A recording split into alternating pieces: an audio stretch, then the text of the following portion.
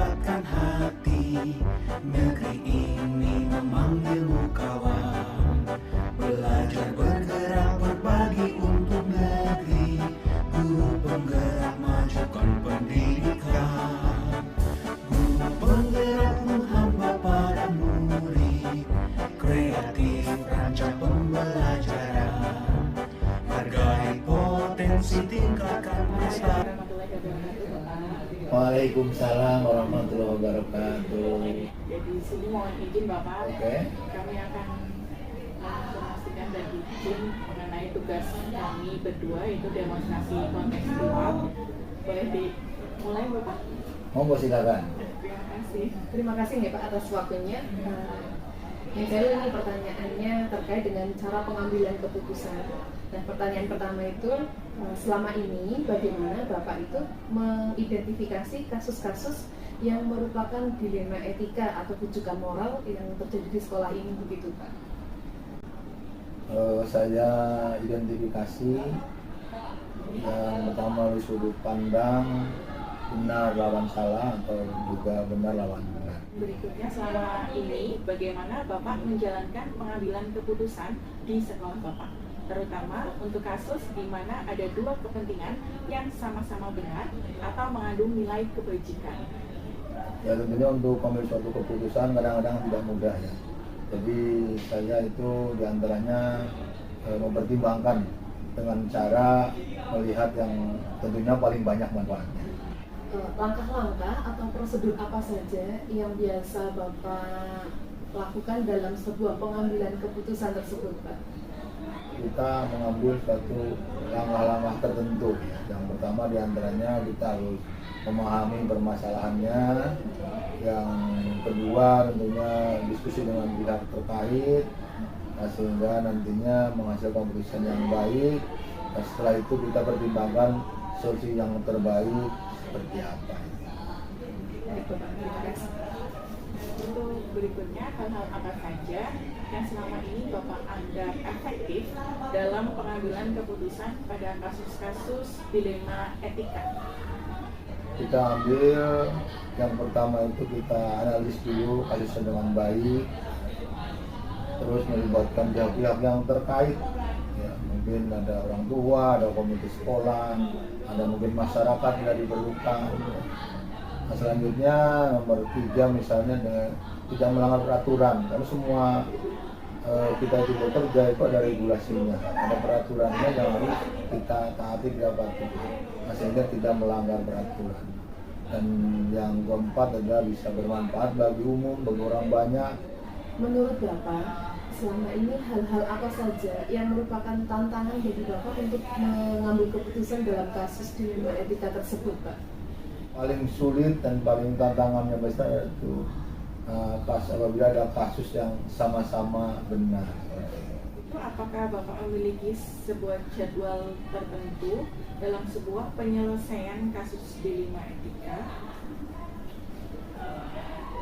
Tentunya untuk jadwal tidak ada jadwal yang kita persiapkan, karena kasus itu kadang-kadang muncul secara tiba-tiba, secara langsung ya. Ketika ada kasus ya kita selesaikan secepatnya ketika kasus itu muncul. Nah, tentunya dengan langkah-langkah yang sudah saya sebutkan tadi, dengan mengidentifikasi permasalahan ya, dengan hal yang lain juga dikomunikasikan dengan pihak stakeholder dan seterusnya, nah, sehingga menghasilkan keputusan yang terbaik. Nah, apakah dalam hal pengambilan keputusan tersebut Bapak punya seseorang atau ada faktor-faktor yang mempermudah atau membantu Bapak dalam pengambilan keputusan terkait dengan dilema etika tersebut, Pak? Oh, tentunya ini pasti ada ya. Kita kan harus mempertimbangkan dengan berbagai pihak ya, terutama dengan guru-guru kita, terutama guru-guru yang punya kompetensi di bidangnya. Nah, mungkin guru-guru yang punya pengalaman. Untuk penutup Bapak, dari semua hal yang telah disampaikan tadi bersama Bapak, pembelajaran apa yang dapat Bapak petik dari pengalaman Bapak mengambil keputusan dilema etika? Itu dalam hal ini dengan pengalaman yang panjang tentunya kita ya menjadi lebih bijaksana ya dalam mengambil suatu keputusan. Begitu saja Bapak dari kami mengenai dilema etika dalam mengambil sebuah keputusan. sekali lagi terima kasih ya Pak atas waktu dan kesempatannya. Kemudian kami mohon pamit dulu Pak. Terima kasih. Assalamualaikum. Waalaikumsalam. Selamat pagi Bu Widya. Ya, selamat pagi Bu Rahayu. Mohon maaf, saya mau mengganggu waktunya sebentar, bisa Bu? Bisa, bagaimana Bu Rahayu? Ini saya kan ada tugas dari CKP untuk mewawancarai kepala sekolah terkait bagaimana cara pengambilan keputusan. Apakah Bu Widya ada waktu sekarang? Ya, Alhamdulillah saat ini saya ada waktu Mbak. Oh iya. Langsung saja nih Bu Iya. ke pertanyaan yang pertama. Ya, silakan Bu. Selama ini bagaimana Ibu dapat mengidentifikasi kasus-kasus yang merupakan dilema etika atau rujukan moral? Ya, jadi yang pertama saya akan mengidentifikasi dari kasus tersebut. Kemudian setelah saya identifikasi, saya cari fakta-faktanya. Jadi hasilnya atau hasil keputusan yang saya ambil itu sesuai dengan prosedur. Baik Ibu. Saya lanjutkan ke pertanyaan yang kedua. Ya. Selama ini bagaimana Ibu menjalankan pengambilan keputusan di sekolah Ibu, terutama untuk kasus-kasus di mana ada dua kepentingan yang sama-sama benar atau sama-sama mengandung nilai kebajikan Ibu. Masalah dilema etika ini berkaitan dengan hati nurani dan rasa kepedulian, di mana yang sama-sama benar, ya kita harus sesuai juga dengan peraturan yang ada. Lalu apakah ada langkah-langkah atau prosedur yang selama ini Ibu lakukan untuk pengambilan keputusan tersebut Bu? Yang pertama, harus menganalisis kasus atau permasalahan. Dan yang kedua, saya akan mencari siapa saja yang terlibat dalam kasus itu. Yang ketiga, saya akan mengidentifikasi kebenaran. Itu saya akan merefleksikan di mana di dalam sebuah keputusan yang nantinya saya ambil, saya bisa tahu bahwa permasalahan itu jika terjadi di kemudian hari atau terjadi berulang dengan kasus yang sama, maka saya akan mengambil keputusan dengan cara yang sama pula. Dari yang Ibu paparkan, menurut Ibu, hal-hal apa saja yang Ibu anggap itu efektif dalam pengambilan keputusan, terutama yang terkait dengan dilema etika? Ya, jadi menurut saya hal yang paling efektif dalam pengambilan keputusan yang berkaitan dengan dilema etika adalah investigasi kebenaran. Dari investigasi kebenaran itu kita bersama-sama duduk bersama dengan tim atau guru untuk mencari solusinya. Ibu, apa nih yang selama ini menjadi tantangan dalam pengambilan keputusan dilema etika Bu? Ya, walaupun tidak bertentangan dengan aturan, tetapi masih ada rasa dalam diri ingin menyelesaikan kasus atau membantu atas dasar rasa peduli gitu. Kemudian Ibu, kalau misalnya ada masalah, apakah Ibu itu punya jadwal tersendiri untuk menyelesaikan masalah tersebut atau langsung diselesaikan ketika ada masalah saja, dan bagaimana prosedurnya ya Bu ya? Oh iya, betul sekali Mbak. Jadi tidak memiliki jadwal khusus, jadi diselesaikan pada saat terjadinya kasus saja begitu. Baik Ibu. Kemudian apakah dalam pengambilan keputusan tersebut Ibu itu mempunyai seseorang yang membantu Ibu atau yang bisa diandalkan, atau faktor-faktor yang mendukung dalam pengambilan keputusan terutama ketika menghadapi kasus dilema etika itu Ibu?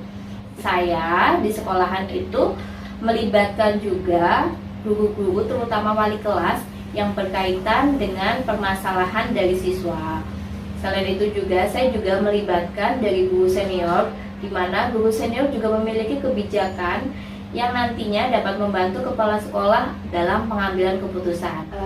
Ini Bu, pertanyaan terakhir nih. Ya. Dari semua yang sudah Ibu sampaikan tadi, kira-kira ada pelajaran atau pengalaman menarik tidak Bu selama menangani kasus dilema etika tersebut?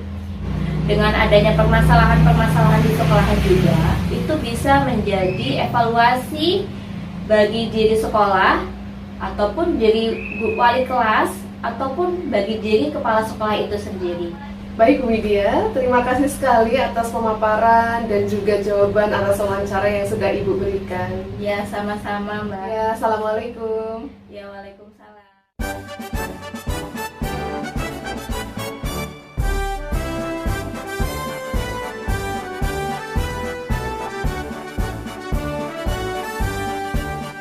Bulatkan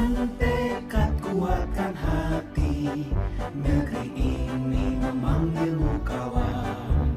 Belajar bergerak berbagi untuk negeri.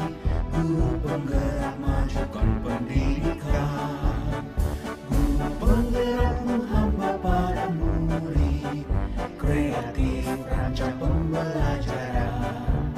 Hargai potensi, tingkatkan prestasi. Lahirkan profil pelajar Pancasila. Belajar bergerak berbagi untuk negeri. Kita menjalin kolaborasi. Belajar bergerak berbagi untuk negeri. Demi bakti pada Ibu Pertiwi.